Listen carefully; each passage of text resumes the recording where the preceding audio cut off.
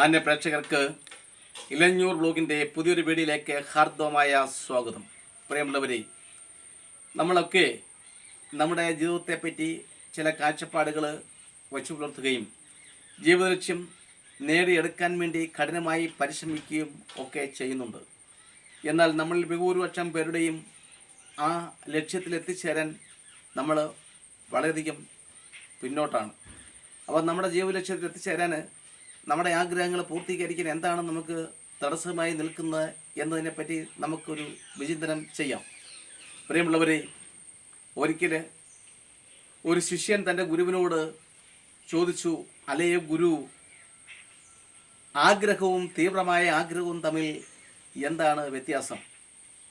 ശിഷ്യൻ്റെ ചോദ്യം കേട്ട ഗുരു ശാന്തമായി പറഞ്ഞു, അല്ലയോ ശിഷ്യ, അല്പം നീ കാത്തിരിക്കുക.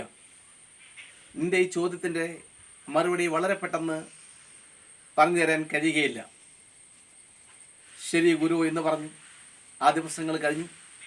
ഏതാനും മാസങ്ങൾ കഴിഞ്ഞപ്പോൾ ആശ്രമത്തിലെ ഗുരു ശിഷ്യന്മാർ ഒരു തീർത്ഥാടനത്തിന് പോകാനുള്ള ആ തീരുമാനമെടുത്തു. അങ്ങനെ അവർ തീർത്ഥാടനം നടത്തിക്കൊണ്ടിരിക്കെ ഒരു പുഴയുടെ തീരത്ത് എത്തിച്ചേർന്നു. കുളി നിറഞ്ഞ ശുദ്ധമായ സ്ഫടികം പോലെയുള്ള ആ നിർമ്മല ജലത്തിൽ സ്നാനം ചെയ്യാൻ അവർ തീരുമാനിച്ചു. അങ്ങനെ ശിഷ്യന്മാരും ഗുരുവും ഒക്കെ കുളിക്കാൻ വേണ്ടി ആ പുഴയിൽ ഇറങ്ങി.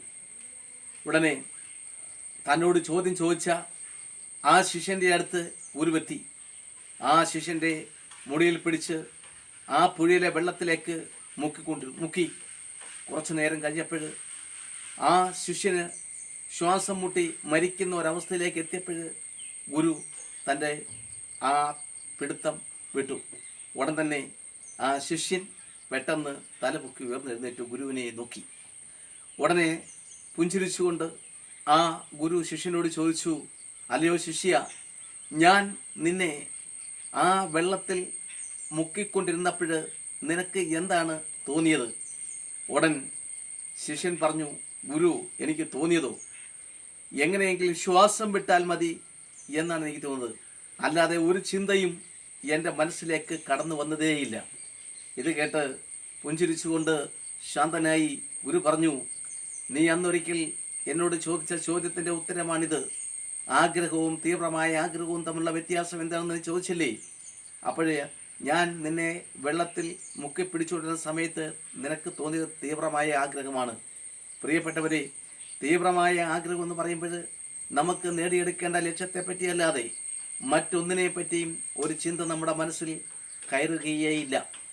ആ നേടിയെടുക്കേണ്ട ചിന്തയെപ്പറ്റി മാത്രം ചിന്തിക്കുകയും അതിൻ്റെ ആ ആഗ്രഹത്തെ ജ്വലിപ്പിക്കുകയും അതിനുവേണ്ടി പരിശ്രമിക്കുകയും സ്ഥിരോത്സാഹത്തോടെ കഠിനമായി നമ്മൾ പരിശ്രമിക്കുകയും ചെയ്യുകയാണെങ്കിൽ തീർച്ചയായിട്ടും നമുക്ക് ലക്ഷ്യത്തിൽ എത്താൻ സാധിക്കും. നമ്മുടെ ആഗ്രഹം തീവ്രമാകുമ്പോൾ, അതിനുവേണ്ടിയുള്ള പരിശ്രമം ശക്തമാകുമ്പോൾ, ആ ലക്ഷ്യത്തിൽ എത്തിച്ചേരുന്നതിനുള്ള, നമ്മുടെ ആഗ്രഹം നിറവേറ്റുന്നതിനുള്ള സാഹചര്യങ്ങൾ താനെ നമ്മുടെ അടുത്ത് എത്തിക്കൊള്ളും എന്നുള്ളതാണ് സത്യം. അപ്പോൾ നമ്മുടെയൊക്കെ ലക്ഷ്യങ്ങൾ നമുക്ക് നഷ്ടമാകുന്നതിൻ്റെ പ്രധാന കാരണം നമുക്കെല്ലാം കാഴ്ചപ്പാടുകളുണ്ട്, നമുക്കെല്ലാം ആഗ്രഹങ്ങളുണ്ട്, നമുക്കെല്ലാം പരിശ്രമങ്ങളുണ്ട്, എന്നാൽ തീവ്രമായ ആഗ്രഹങ്ങളില്ല.